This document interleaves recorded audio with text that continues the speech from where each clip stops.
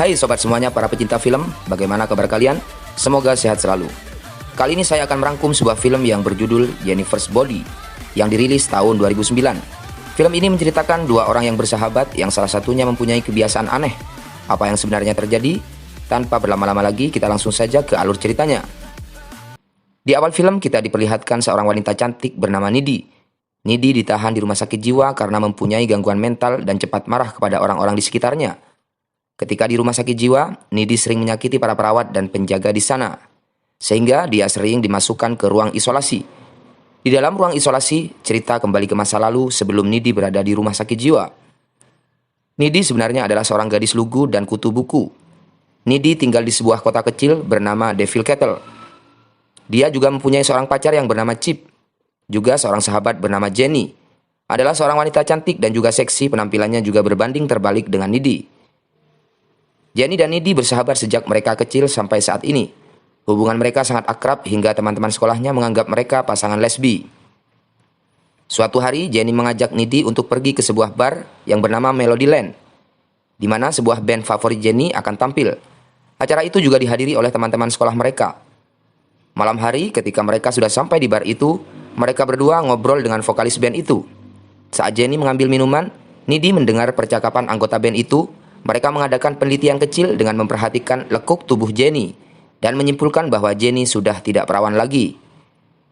Mendengar percakapan mereka, Nidi marah dan menghampiri mereka sambil berkata bahwa Jenny masih perawan. Kemudian Nidi mengatakan kepada Jenny bahwa anak band itu adalah orang-orang yang jahat. Saat band itu tampil, Jenny sangat bahagia dan terpesona karena bisa melihat langsung band favoritnya tampil. Di tengah pertunjukan, Nidi melihat api yang tiba-tiba menjalar dan membesar di sekitar panggung. Mereka segera keluar bar untuk menyelamatkan diri. Di luar bar, anggota band itu mengajak Jenny untuk pergi bersama mereka. Nidi mencoba mencegah Jenny untuk pergi. Namun Jenny bersikeras untuk pergi dan meminta Nidi untuk tidak ikut campur dengan urusannya. Nidi sangat mengkhawatirkan keadaan Jenny karena orang-orang di band itu bukanlah orang yang baik. Sesampainya di rumah, Nidi menelpon Chip, yaitu kekasihnya, dan menceritakan semua kejadian di bar. Mulai dari kebakaran hingga Jenny yang ikut pergi bersama band favoritnya. Nidi bercerita kepada Chip bahwa dia sangat khawatir dengan keadaan Jenny. Di tengah-tengah Nidi menelpon, tiba-tiba ternyata yang datang ke rumahnya adalah Jenny. Nidi sangat terkejut melihat wajah Jenny yang pucat dan penuh dengan darah. Kemudian Nidi semakin khawatir bercampur ketakutan ketika melihat sahabatnya membuka lemari es dan memakan daging mentah. Sesekali Jenny juga mengeluarkan suara-suara yang aneh. Setelah selesai makan, Nidi sangat kaget karena Jenny mengeluarkan cairan hitam seperti oli bekas keluar dari mulutnya. Kemudian Jenny pergi tanpa berbicara sedikit pun. Keesokan harinya, suasana di sekolah sangat sedih karena kejadian kebakaran di bar tadi malam yang menewaskan beberapa teman mereka. Di tempat lain terlihat Nidi masih teringat dengan kejadian aneh yang terjadi pada Jenny semalam. Tiba-tiba, Jenny muncul dengan keadaan baik-baik saja. Kemudian Nidi menanyakan tentang kejadian aneh semalam kepada Jenny. Jenny mengatakan bahwa Nidi hanya berhalusinasi saja. Sepulang sekolah, Nidi juga mencoba bercerita kepada Chip bahwa semalam Jenny kemasukan roh jahat. Chip menganggap Nidi hanya mengarang. Di tempat yang lain, Jenny menghampiri temannya yaitu Jonas yang sedang bersedih karena teman Jonas menjadi korban kebakaran semalam. Jenny pun mencoba menenangkan Jonas sambil sesekali memamerkan kecantikan dan kemolekan tubuhnya kepada Jonas. Jenny berhasil membuat batang Jonas mengeras. Hal itu terlihat dari wajah Jonas yang sangat polos dan tak berdosa. Jenny pun langsung mengajak Jonas ke tengah hutan untuk melakukan penyemaian bibit-bibit toge agar bisa dipanen bersama di kemudian hari. Sesampainya di tengah hutan, perasaan Jonas sangat senang karena akan memasukkan batangnya yang sedang kram ke lubang serbaguna milik Jenny. Tiba-tiba wajah Jenny berubah menyeramkan dan langsung mencabik-cabik dan memakan tubuh Jonas. Dari kejauhan, salah seorang guru mendengar suara Jonas. Guru itu menganggap suara itu adalah luapan kesedihan Jonas atas kepergian temannya. Penasaran dengan suara itu, guru itu pun pergi ke tengah hutan. Dia terkejut karena melihat Jonas sudah tewas dalam keadaan mengenaskan.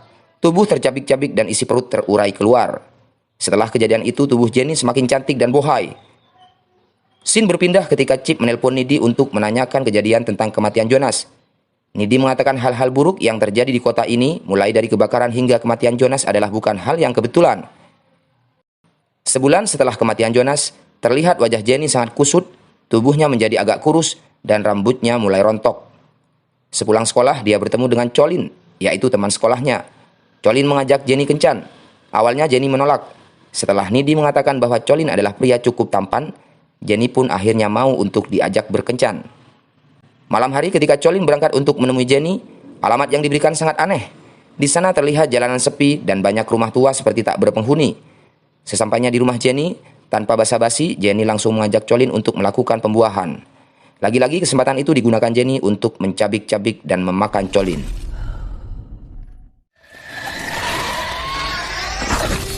Di tempat lain, Nidi dan Chip yang juga melakukan vaksinasi tunggal perdananya langsung kaget karena mempunyai firasat buruk.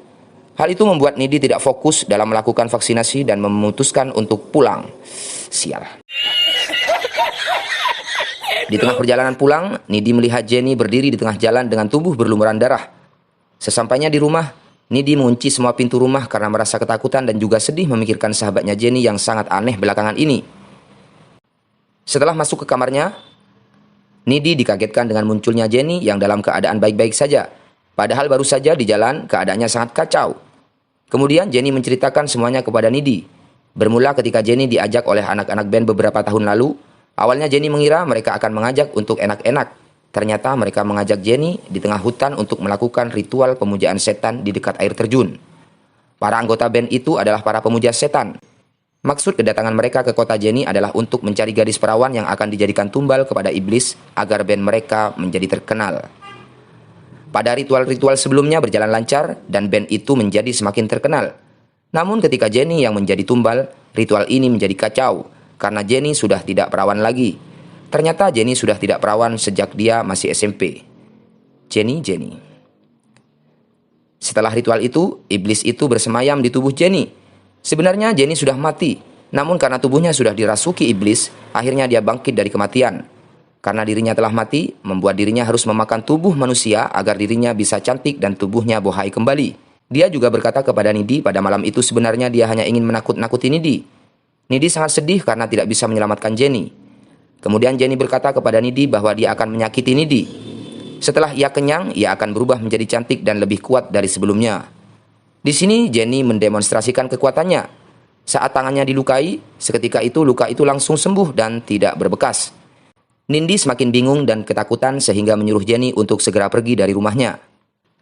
Keesokan harinya di sekolah, Nindi pergi ke perpustakaan untuk mencari tahu apa yang sebenarnya terjadi kepada Jenny. Melalui buku-buku di perpustakaan, Nindi mengetahui kalau tubuh sahabatnya telah menjadi sukubus. Untuk menjadi lebih kuat, sukubus ini sangat membutuhkan daging manusia. Cara membunuh sukubus ini ialah dengan cara menusuk jantungnya saat mereka dalam keadaan lemah. Setelah mengetahui hal itu, Nidi menemui pacarnya dan menceritakan hal itu.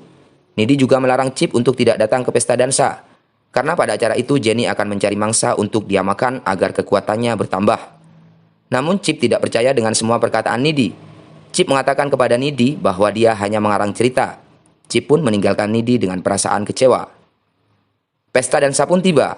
Nidi datang ke acara itu sendiri untuk mengawasi Jenny. Di tempat lain terlihat Chip masih dalam perjalanan untuk menuju ke tempat pesta. Di tengah perjalanan, Chip dihadang oleh Jenny.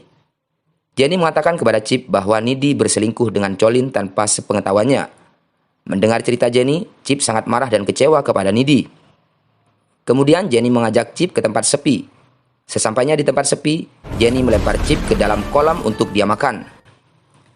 Nidi yang berada di tempat pesta mempunyai firasat bahwa kekasihnya dalam bahaya. Dia segera bergegas menuju ke rumah Chip. Dia bertanya kepada ibu Chip tentang keberadaan Chip. Namun ibunya mengatakan bahwa Chip sudah berangkat ke pesta dansa tadi. Nidi kemudian berlari untuk mencari keberadaan Chip.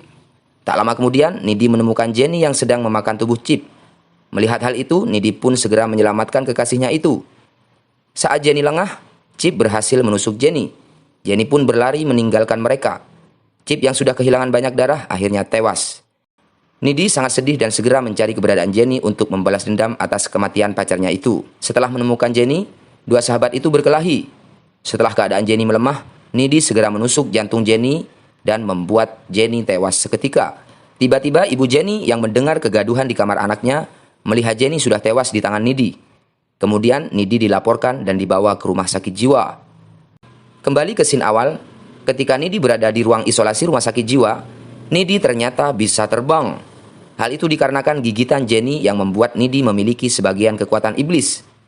Nidi pun menggunakan kekuatannya untuk keluar dari rumah sakit jiwa dan mencari band di awal film tadi untuk menghabisi seluruh anggotanya.